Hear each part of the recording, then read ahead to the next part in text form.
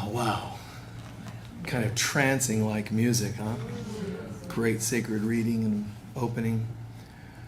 Thank you for being with us, everyone. I've not done this before, but I was sitting there and I thought, I'm going to read something from the Bible. That doesn't mean I have a thing about the Bible, against it. It's just that I've never been the chapter verse kind of teacher, but something has come to mind that I wanted to share based on a couple of you this morning giving me some ideas on what you wanted to learn. So today feels like, just lessons from or lessons in Christ consciousness. So I want to share a couple of things. First, before I get rolling on that, a lot of us know Einstein he really basically proved that matter is made from energy, that all matter has energy behind it, right? However, most of us know, and it's been proven, that thoughts are a form of energy. Therefore, thoughts are what create matter. Thank you. Can I hear an amen? Yes. If energy creates matter and thoughts are a form of energy, thoughts do affect matter. Then why did they ever think thoughts cannot change even genetics? Why did they ever think there was a limit? It's so strange. Fortunately, after, 1 billion years, science is catching up to what we know spiritually. The Vedas and ancient civilizations, they knew these things.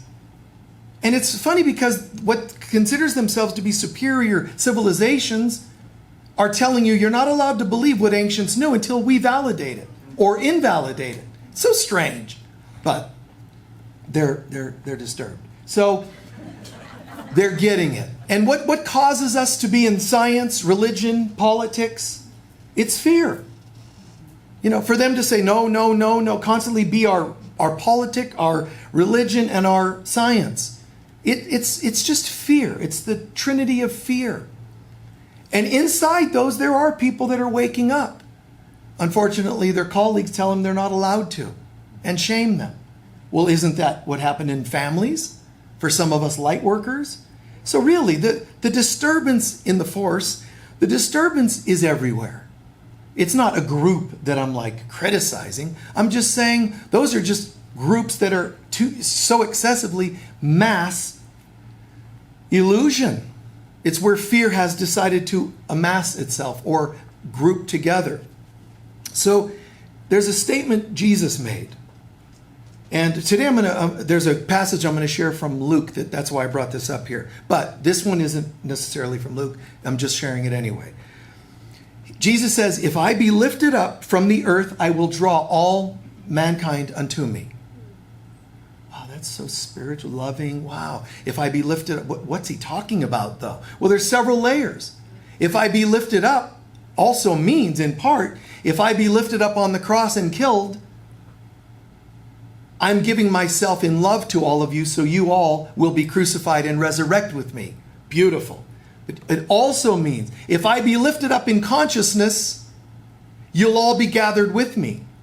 So if I'm lifted, you're lifted. Because if we raise the tide, all the boats will go higher. See? But he's not saying if I, Jesus, he's saying if I, anyone who chooses to raise the bar of consciousness, you can count on yourself being raised with me. And everybody made it very special. Jesus doing Jesus, the person. The main brilliant thing about Jesus is that he made the choice to do that. He made the choice to awaken the Christ. And he assures us that we're all the Christ, just having not yet made the choice. However, matter comes from consciousness. When my consciousness chooses the Christ, all matter will rise with me. What we're doing on earth consistently is fighting matter. We're fighting economy. We're fighting bad guys. You fight terrorists, which really comes from the word errorist. You fight Nazis, which means they do not see. You keep fighting people, and you kind of look schizophrenic. Because in the heavens, they're going, how you all doing today? Oh, we're just fighting. Who are you fighting? Bad people. But everything's one. So you're fighting yourself. I don't like that. I want a different God. I want a God that validates my ego. That I'm a good guy and those are bad guys. And that's why Jesus just rolls into town. And what we found in Luke 6, it's like he starts off Luke 6 with people that don't get it. So the chapter starts off with, we're wandering the countryside. And the Pharisees are fear. They're religion, politics, science. They're always standing around to find fault with people waking up. So Jesus is wandering with his band of people, and they decided, the apostles, they're hungry, and they started breaking open some wheat to eat some of the grain. And the Pharisees are like, hey, tell them to stop doing that. That's called working on the Sabbath. And Jesus says, hey, you guys like King David, don't you? Do you remember King David? He did the same thing, and yet you love him. You're just looking to find fault with me. Lighten up. So they're like, well, we don't like this guy. He's breaking the rules. So then, and he says, King David, not only did they work, he said, they broke open the storehouses and ate the Pharisees' food, the temple, sacred, temple foods, because they were hungry. So it happens again where they're complaining again, and they're saying, Jesus heals a man. And they're going, there you are again. You're working on the Sabbath. So the moral of the story becomes Jesus saying, hey, you know what? To do good on any day is the right thing to do. I'm not going to give you a law to follow, because then you mess up the law. You start following it so strictly, you use it to condemn people. That's not why God gave you laws. He gave them for you to come out and thrive. Not to look for little things, like, man, lighten up. So he says, look, yes, I healed because it's the right thing. And one of the morals of the story is you are the ones that have to decide what's right on any given day, not just on the Sabbath or not on the Sabbath. You have to find that inside yourself and follow what you know to be right. Whether it's against science, religion, or politics. You follow what you know to be right. Never in a way that overtly harms people and then tries to justify it. Of course, religion has started wars saying this is what's right. It gets very tricky because with the ego infiltrating everybody's minds, it's really hard for anybody to know anymore the thing called right from wrong. Now all we have is the ego's version of right and the ego's version of wrong, and we never seem to come out ahead. Got to drop it and go for a different opinion. The voice of God that speaks directly to us. So then Jesus shifts gears. He kind of takes everybody off to the side, sits down in an area that feels appropriate, and the people gather around so that he can share and talk. And this is where he gives the Beatitudes. Pretty cool, man. Beautiful. And the Beatitudes are basically summarized into 4, you could say, gifts and 4 blessings and 4 warnings. So he says, this is where you hear, blessed are you who are meek. Blessed are you who, right? Remember all that? The blessed are. What he's really saying, consider yourself blessed when your soul aches physically and emotionally. That's how you summarize all the blessings. Consider yourself blessed when your soul aches physically and emotionally for something that this world cannot give you. That's how you summarize the Beatitudes. And beatitude means to be this attitude. So have an attitude that you are blessed when you realize the world. Now don't make yourself a victim. That's not what I'm saying. But when you come to realize this world doesn't seem to be able to give me ultimate things that my body or my soul are crying for. I'm blessed. You think you're missing, you're lacking, you're a victim. Nobody will give me love. This is this world. It's designed to not support your being a holy child of God. It's designed that way. By who? The ego. How do you break this? Well, release your ego and you wouldn't have that kind of an experience. Ready? Go. You done? Is it all gone? So we have plan A, do it right now, boom, but it's not done. Oh, darn. Let's go with plan B. This is going to take a while. Because as soon as I go, you know what, I get it. I'm going to release my ego. The ego's going, okay, did you do it perfectly yet? Well, no. Oh, you never do. You've never been perfect. Your mother was right. Oh, and that was me trying to release my ego. Like, this is no good, man. Even when I go to do it ends up back with that again. Okay, so it's called a day at a time. A day at a time. Everything, just patience, man, patience. And forgiving myself when I try and slip and so on. So he says, if you really get it, the day is going to come when all of your apparent needs, the things you thought you physically, emotionally needed, that this world can't supply, the day is going to come when you realize the only thing that is within your grasp, those needs, physical and emotional needs, is yourself. Awareness of who you really are. That's what Jesus meant when the 40 days and 40 nights fasting in the desert, and he confronts the ego or evil, whatever you want to call it. And that voice says, hey, turn the stones to bread. Hey, if you do this, and so on. And Jesus' great reply, man does not live by bread alone. So when you think you have physical and emotional needs, you are convinced by your ego that you are flawed, therefore empty, therefore needing, and therefore wanting. Always, and you'll never be filled.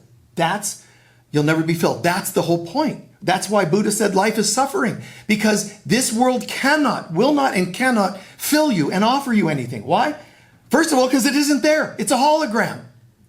Secondly, even if the world were there, solid, for real there, you don't have a problem for them to fill. But you don't remember that. Which is why Buddha said the number one issue is amnesia, ignorance, forgetting who you are. So here we are being told, blessed are you who recognize that you ache. You're really not in trouble when you ache for something this world can't give you. Rejoice, because when you get it, when you realize your identity is the answer, you are going to dance and dance and dance with joy. The four woes are simply the opposite. Woe to you. I'm giving you a warning. Those of you who think you've already got everything you need, meaning not your soul, but stuff. Now that I have a child, I'm forever. Now that I have a soulmate, I'm forever okay. Now that I have money, all the things this world makes you think, makes you complete. Woe unto you. Warning. Because the day is going to come when you're going to realize you weren't missing anything in the first place. They never did fill you. Nothing of this world filled you. It's like the description of going through the dark night of the soul that everybody goes through. One of the main lessons with the dark night is the recognition that this world cannot give you anything, and it breaks your heart.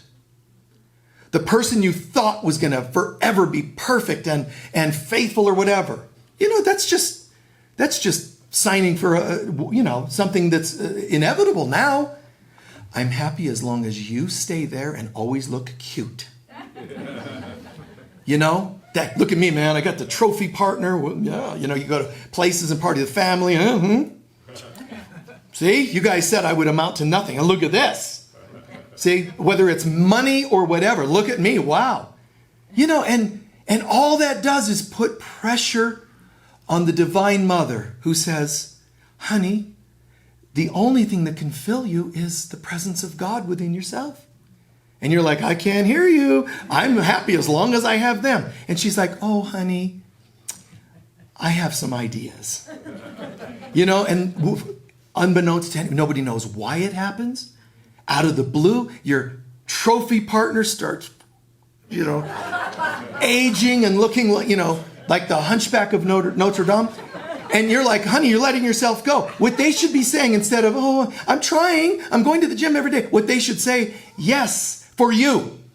So that you'll stop objectifying me. Have some answers for these kinds of things in life. Parents that act out on us and then we take it personally like we're now flawed. The world that doesn't give you a raise at work and we somehow think we're flawed.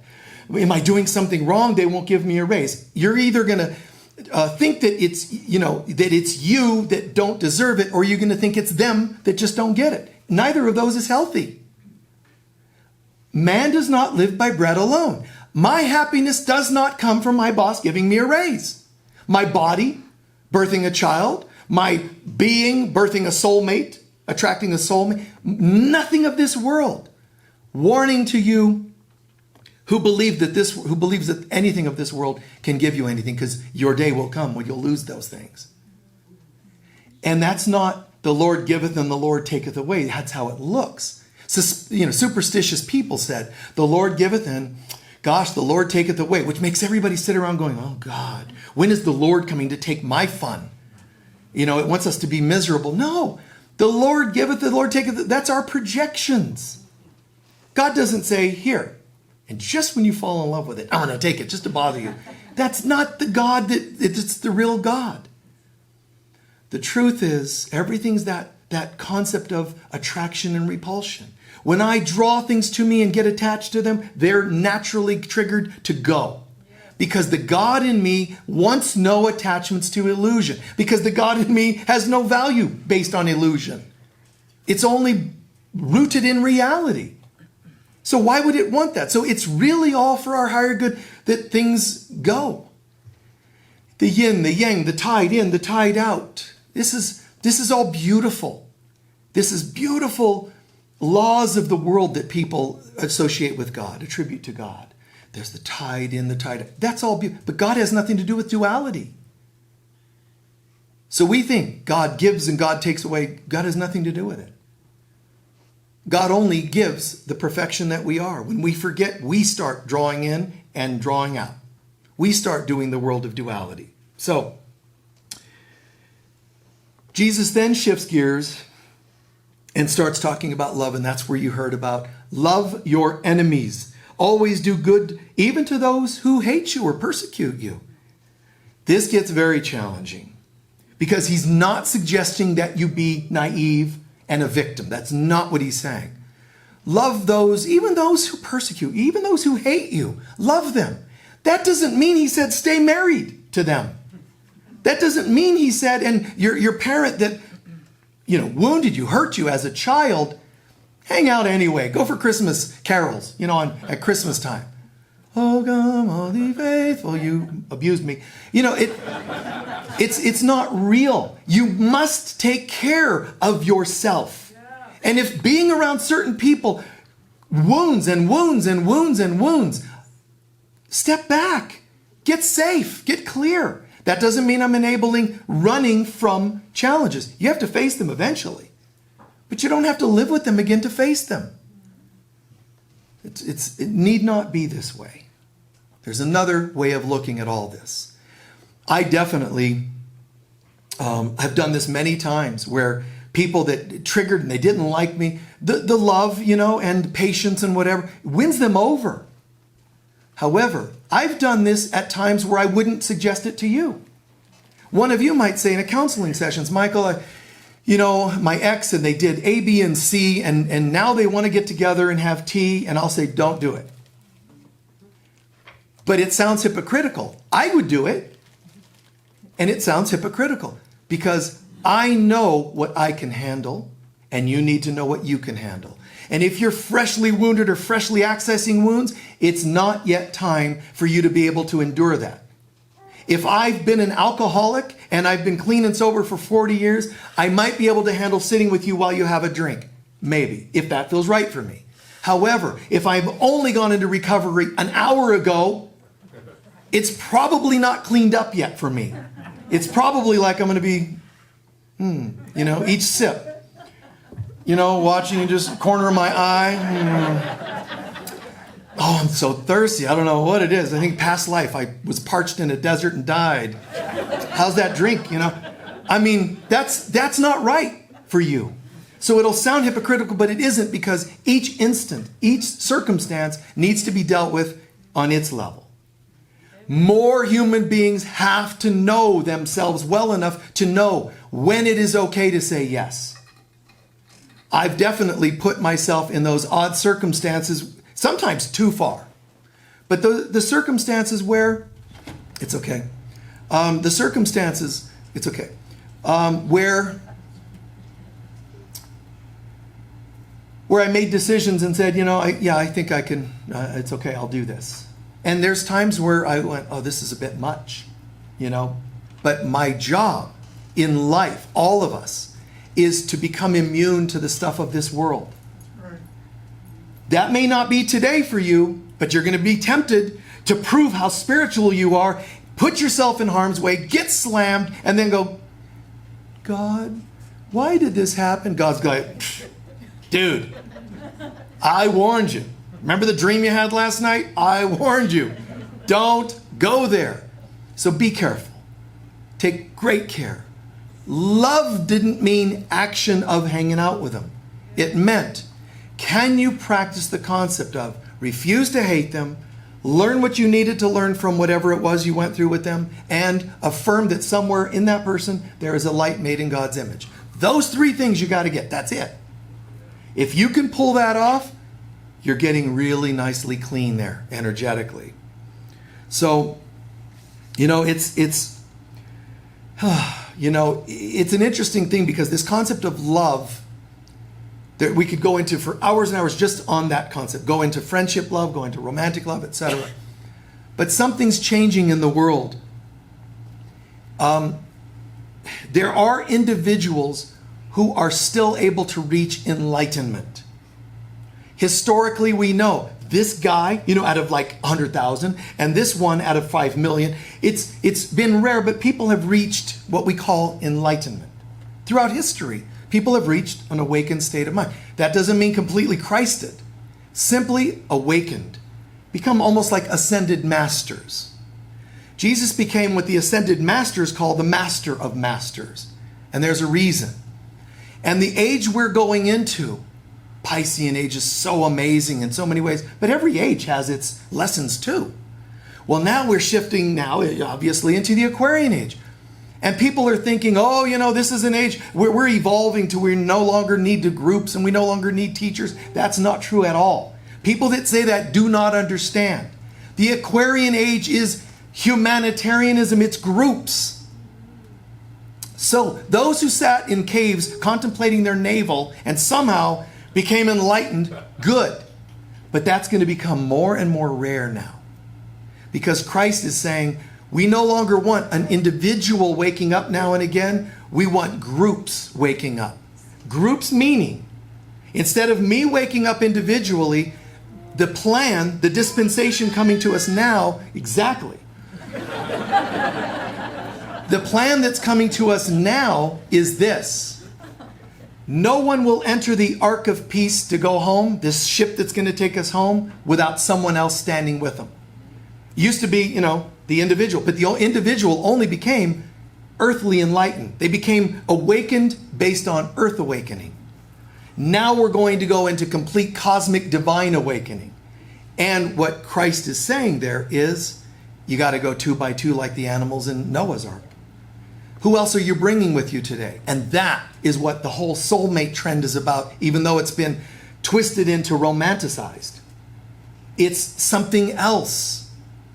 Love and forgiveness. And that's why Jesus goes into, love one another. This isn't like, that would be nice. This is how you're going to get home more quickly and more directly. Is through the law of love and forgiveness. Not through how much study, how much meditation, and detachment from everybody.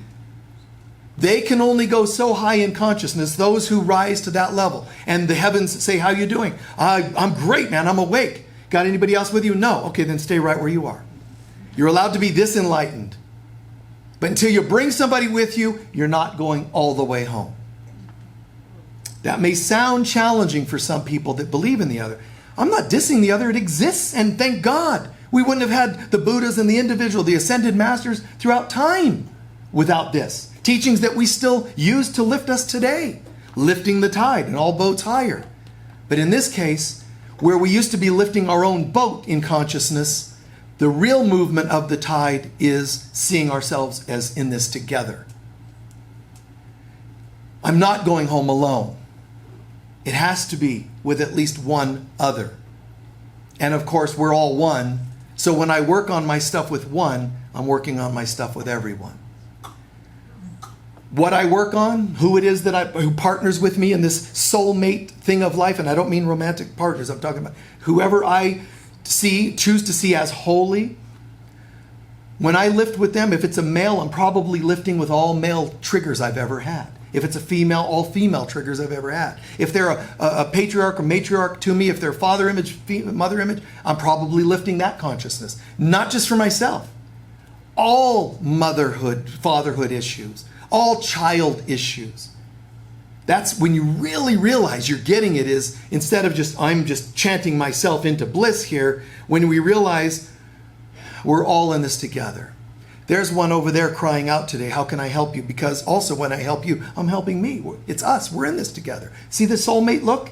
Hey, and yet this is just a homeless person. It doesn't have to be like somebody I partner with.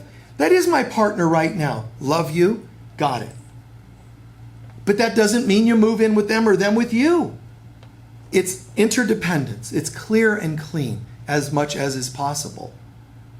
I've even seen it happen with, sometimes with board members, where over time you see because it's like a spiritual family. So over time I've seen sibling stuff happen, and when it happens, what do? I do not, even though I might tell you if you were in charge of a business that was happening in, I might say, tell them to leave. With me, oh man, months and years sometimes I've allowed that because I'm working on it. And I hint, and I hint. I don't just cast them out. I hint, But sometimes you see it. You can just see when one person walks in the door, there's another who, rolls their eyes. And I think, wow, we're in this together. What's that about, And if you ask them, oh, I had something in my eye. Yeah, it's called hate. The fires of hate and the smoke backed up on you. Come on, this is your sister, your spiritual sister. If you can't get this sisterhood holy, brotherhood holy, familyhood holy, if you can't get this, how are you going to get it with someone who cut you off on the road?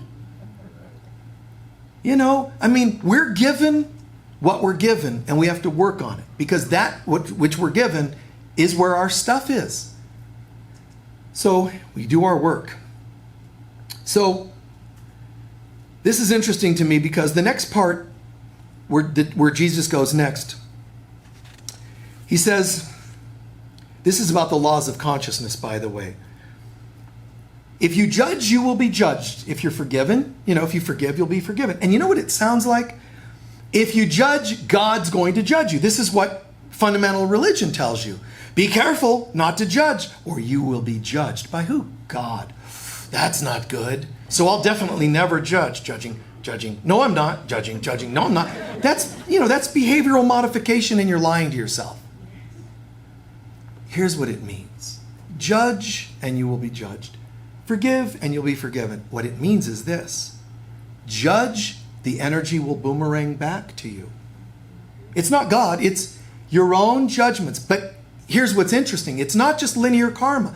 Okay, I'm judging that person for what they're wearing, and now I'm going to get judged someday from somebody, who judges what I'm wearing. That's true to a degree. That's karma, the law of karma. There's something more. It means that as soon as you are judgmental to anyone or any group or anything else, you're putting out a judgment that reflects your thinking. You are already judged. When you judge, you're already judged. My judging you just shows you that I'm already judgmental. So it's mirroring, not just boomeranging karmically, it's mirroring, believe it or not, how I feel about myself.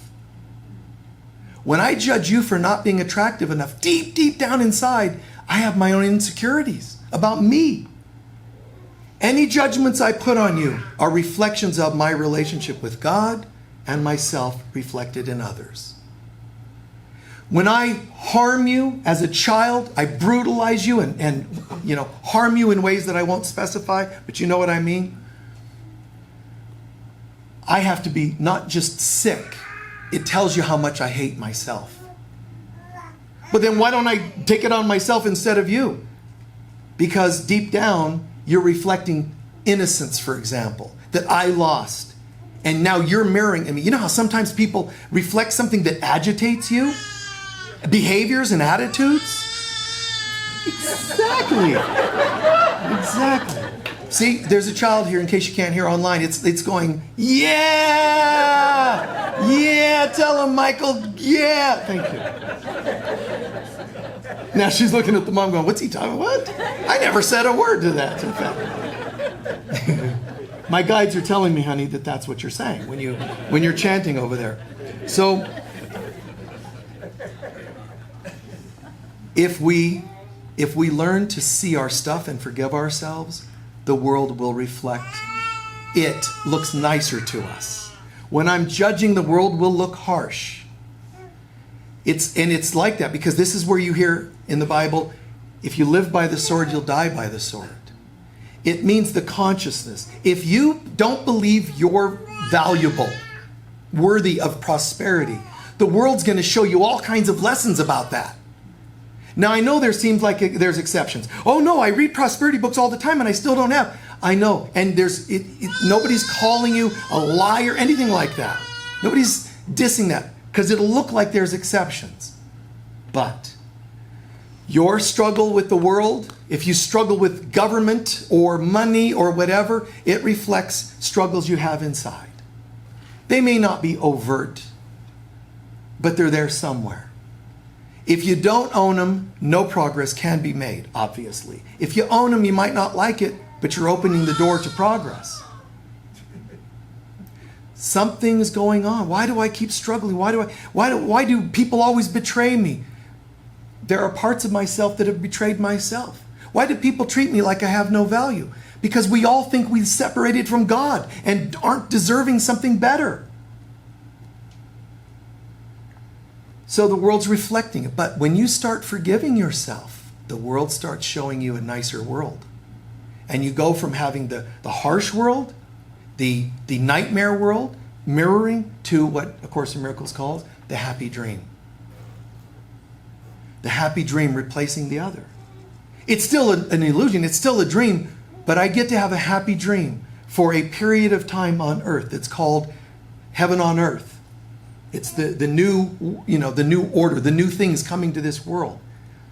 And we're all shifting to that place, but it's still a dream. But we get to have a happy dream before we do the ultimate return home.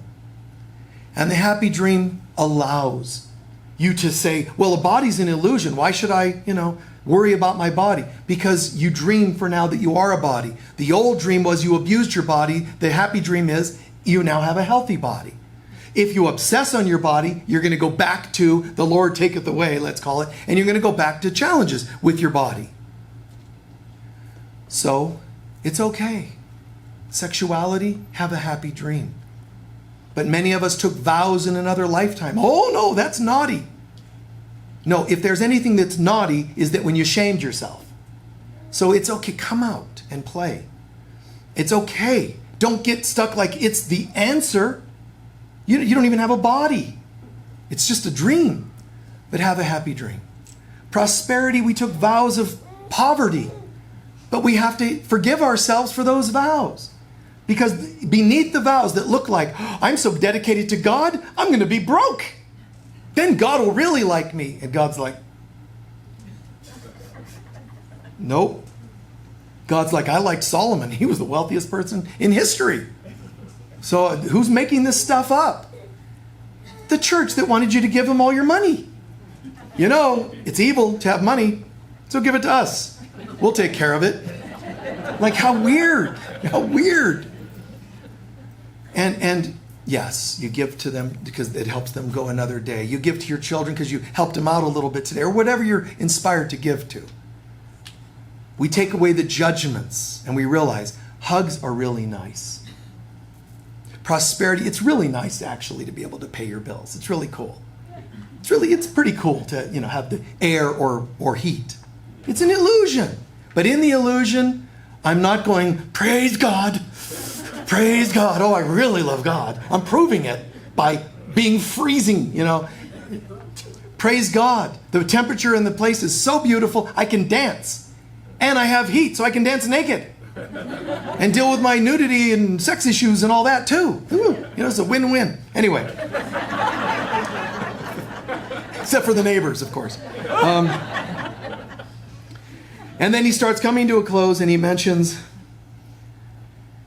the need for us to work on our own issues. This is still part of the judgment, but he does specify, with judgment and forgiveness. He ends that speech with, guys, how much good does it do to judge others anyway? They're just mirroring you. That's why he says, why don't you work on the board, the veil of judgment in front of your own eyes instead of the speck in somebody else's? Now, why does he call it a speck? What if they're major, hurtful, rude people? Don't they have the board and I'm just a speck? No. What he means is the board, the veil, the judgments are in your mind consciousness. The speck means theirs is just a mirror to you. What they're doing, thinking, feeling, acting out, they're just mirroring. They might look hurtful, but there's a speck there of a lesson for you. Can you figure out what it is? And then, free at last, free at last. He then moves on and says, what you give, you receive is his next point. Give and it will be given, good measure, pressed down, shaken together, and running over. It'll be poured into your lap. For with the measure you use it, it'll be measured to you. As you give, you receive. Just like the concept of karma. And then he goes into all building, one point to another. No good tree bears bad fruit, nor does a bad tree bear good fruit. Each tree is recognized by its own fruit. People do not pick figs from thorn bushes or grapes from briars. Instead, a good person will bear good things, and evil people will bear evil things. He's talking about, why do you keep waiting for your edgy, sexy partner to be faithful? If you're in a relationship with a total space cadet, artist, why are you waiting for them to get a job? Let everything be what it is and stop judging and getting all upset. I've had people say, I met this guy. He was, muscles and he's, real sexy and physical. But he just doesn't know how to commit to, and of course not. There's a vibe with that. There's a reason why he's like, when you see Born to Run, think about it. Just think about it. Rose bush, thorn bush or whatever, and you're like, oh, this is daisies. No, it isn't. Just be clear, when you see people being hurtful, you have to pause for a moment. I've known people who said, I saw signs before I married the person, and I didn't listen because I wanted something else. That's when you went, this is roses, man. This is beautiful. And it turns out to be anything but. It's a Venus flytrap, and you're the Venus. That's going to get caught in the trap. You're the fly or whatever. So here he's saying, use common sense, guys. And it includes myself. If I notice that, I wake up, and I'm in bed, oh, money, pod me, and I get on the road, jerk, jerk, jerk, jerk, people cutting you off and all that. All of that is showing, in a sense, I won't say my true colors as in I'm nothing but the wicked person. I'm just saying I'm seeing things I need to work on.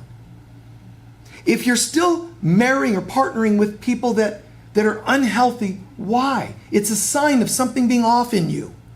But if you're the one who's leaking out negatives and hurtfulness, you've got some work to do. Heaven help you if you're the one that points that out to somebody. When your child says, for the 100th time this month, I'm in a problem or my relationship, and you say, honey, it's not going to change. You have to change your circumstances. Oh, no, you're bad now as a parent. I want your support. It's nice when if you've been the type to enable your children, you need to have a speech and write it, rehearse it a few times, and give it to them. Email it so they can't talk. Okay? Sometimes just put them on notice. Guess what? I woke up. Do you think they're going to like it? No. Please go back to sleep and enable us. You say, no, I'm not going to do it. And then blame Luke. Luke 6. Okay? So he closes off this section of the Bible telling his students, you are not being real if you tell me you respect me but do not do what I ask you to do. it's also contradictory to try to do what I ask but not respect me. He's saying, love me, love your teacher, love your guide, love God, but also be congruent, be consistent. Let your actions match. Walk the walk. Don't just talk it, walk it. So he's closing off Luke 6 with this message. Hey guys, by the way, and he's not talking about just himself, like as an idol of some kind. He's saying, don't say that you love the concepts of forgiveness and not do it. Don't say you love the concepts of joining with others and going home if you're not doing it. Don't say you believe in forgiveness if you're not doing it. You see what I'm saying? He's talking about anything that represents Christ as a consciousness. Don't say you dig it and you don't do it. Don't try doing it and not really get it. Let this be through and through. Totally clear, clean. So he's suggesting that we all hear his teaching and do our best to also live this. Doing our best and forgiving the rest. Okay? Be careful. I'm not encouraging monks and nuns again. We're going to all do our best to think it, walk it, feel it. No. Because I'm going to slip now and then. And when I do, I'm going to look at my lessons and I'm going to forgive myself. Because you're more enlightened if you're a person who owns that you really aren't doing a great job living it, and yet you forgive yourself every day. You're better off being that person than one that claims to be doing it and isn't really doing it. Is that clear? All right. And this is why he closes with the analogy, this is just like a home being built on a good foundation. If you're really walking the walk, if you're really saying, I love the ways of God, the ways of love, the ways of forgiveness, and you practice it, you're a house built on a good foundation. And the storms will come and you will be unmoved by them. Okay? Instead of those moments where you're living too much conflict. You're not walking it, you're not living it. The forgiveness is talked, but it isn't really lived, practice. Then you're going to have those moments where, your ex leaves you for some pretty younger girl. That's typically what they do. Some guy in midlife crisis, he reaches 50. You rarely hear him go back to his 45-year-old wife saying, I met somebody over at the senior center, and there's just a way about her. Instead, I was at the beach and wow. But that's just a reflection of my insecurities. She makes me feel better about no, she doesn't. She just seems to. She's really just distracting you from your own fears that you too are getting older. And they call it a midlife crisis. But it's all an illusion. So what can I learn from this? I'm so sorry that I pulled you, younger girl, into my scenario to go, wow, now I really have value again. And honey, my wife, I'm really sorry that I put on you all of my stuff. Retire everybody from the roles, like we did in our opening prayer with the children of life. Retire everybody from the roles. Because the roles we put them in is transference, the people we think we dig, and projection, the people we think we don't dig. Retire them all. There's only me. And you're all a mirror of my experience. Therefore, I'm looking forward to every day rising in love with more and more people. I love you and I love you and I love my signature line in my emails is typically love and light, Michael Mirdad. When I moved to Sedona, I had some people going, that tends to make people think that you're in love with them. Love and light, Michael Mirdad. So for a while, like a year, I stopped writing love and light because of what transference. People are, oh, he loves me. No, it's my signature line. It's like love and light to all. And somebody's like, oh, stop. Just stop. So I stopped for a while because it was okay to sort of answer the concerns that some people at that time had. And then I woke up and said, okay, I played the game. I did that. But it's how I feel. Love and light to all. And without shame. Without and any kind of projections around it. It's a good thing to wish upon people. It's great to say you love people. I know what people might do in their heads, but it's right to love people. If it's going to mislead them by saying that, maybe be respectful to where they're at, but it's right to love. And the day will come. The day will come, and it is coming now, where we can all look at each other and say, I love you so much. And to a wounded person, there's, oh my God, I have value, and you're helping them. There's a person who's strong, and they're going, oh, I'm fed by that, and I get it. It just takes one thing, responsibility. Be responsible when you say it, be responsible when you hear it, and nobody will have triggers around it. Please take a few centering breaths.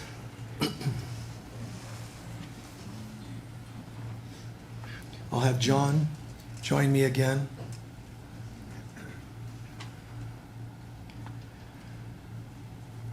For the wonderful musical addition to our meditation. Centering, breathing.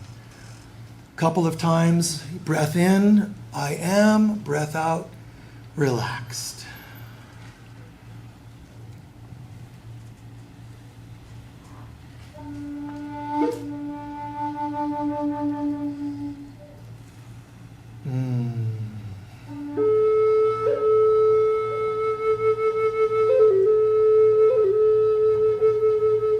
Think the words, hear the words, feel the words, believe the words.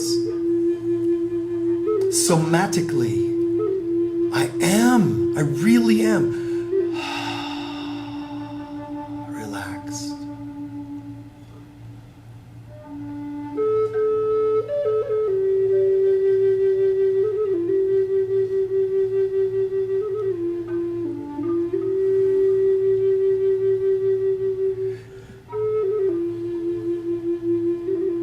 Whether you do this with your hands physical in front of you or just in your mind, please hold your hands in front of you. Again, in your mind, imagination, or literally.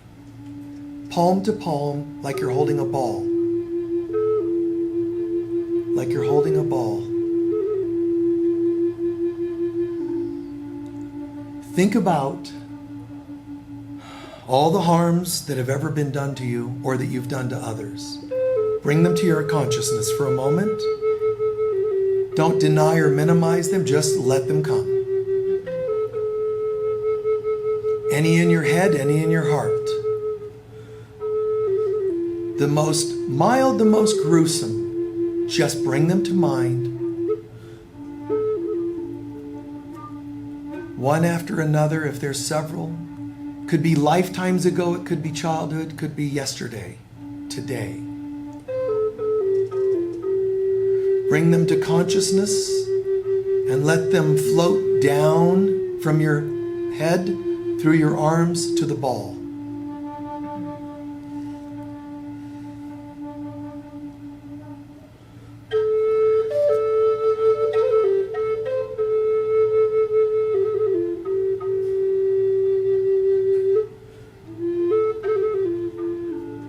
Pack into that ball all of the hurts.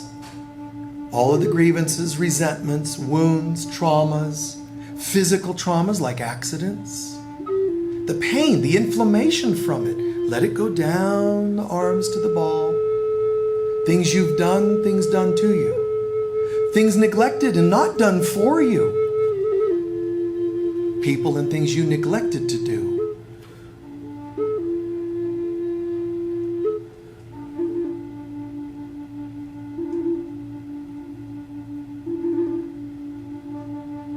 Pack it into that ball.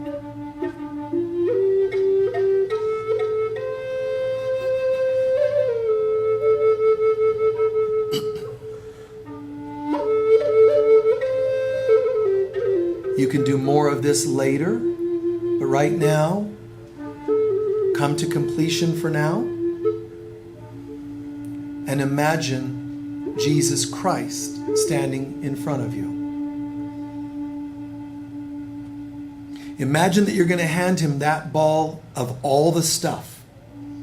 But know that when you do, he's going to ingest it. And watch how you feel about that. Note your feelings. You're going to hand this to him to ingest. If you think it's too much for him to eat, it means you think your wounds are too much for you to heal.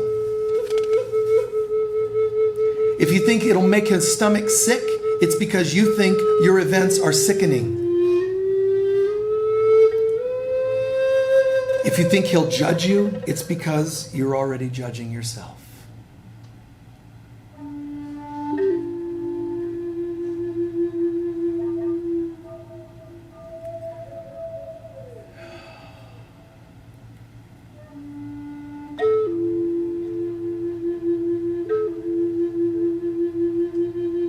Take a personal moment to talk with him honestly about how afraid you are to give this thing to him, because it's actually what you believe it's doing to you.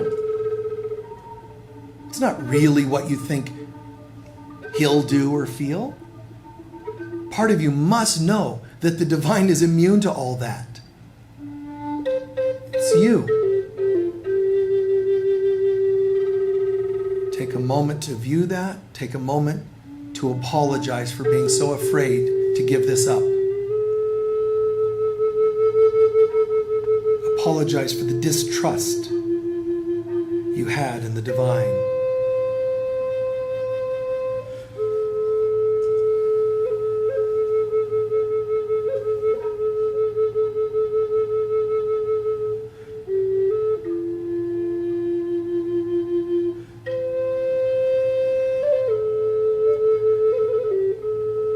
Know that God has no struggle with what you're handing over.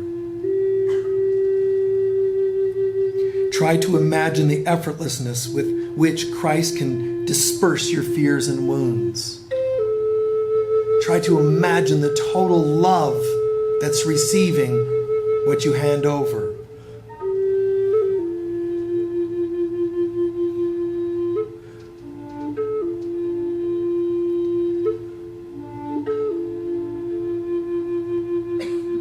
Take just one moment to do the same thing with things you've seen in this world, not just to you personally. Hurtful people, events. Download them to this ball in front of you. All the stuff, all the hurtful people, the megalomaniacs, the tyrants, bosses, partners, yes, maybe family, but outside the world, all around. Aliens or whatever you see or feel these triggers with. Moving down your arms to the ball.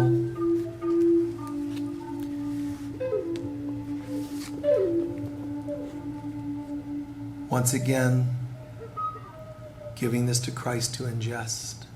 Looking at your fears or reactions or triggers about handing it over. Apologize for your opinions that it's too much even for God.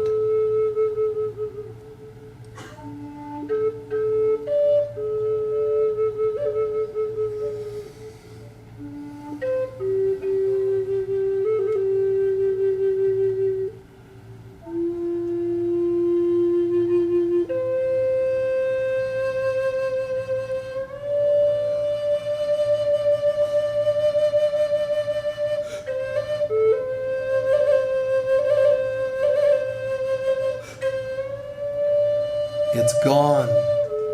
It's handed over. Close with a feeling of gratitude, relief, renewal.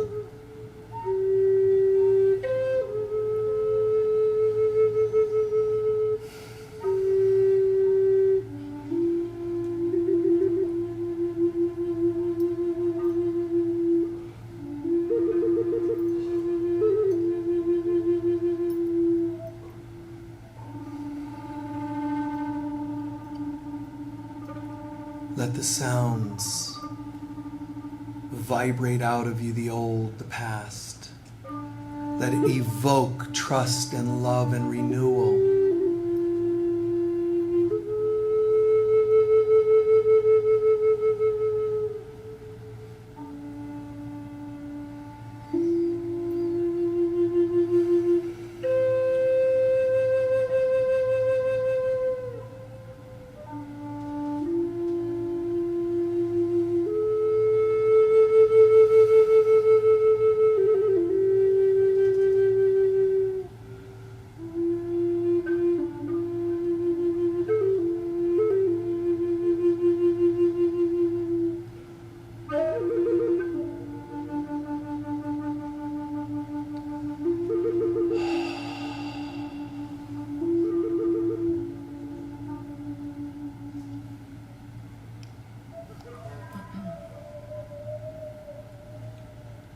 So it is.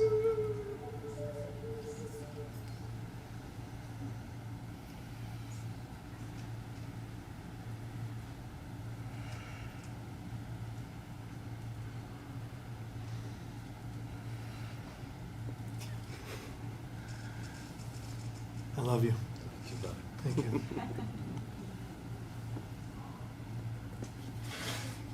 It's extraordinary. All of it. Just this whole sacred Sunday experiences and things like this in our lives. But let's bring this to our lives day by day, as often throughout every day as possible. Please stand for a closing prayer.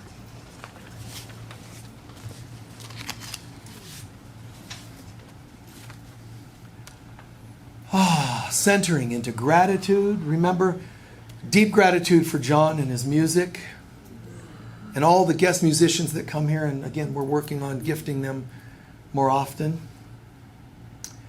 But gratitude for John and the music and what it helps do in consciousness, for the message to sink in more deeply. Remember, johndumas.com. You can download his music. You can give him donations if you'd like. All musicians and artists appreciate support. And we're feeling gratitude for the service, the vibes, the presence of each other, the spiritual family. All of this. Gratitude, gratitude, gratitude.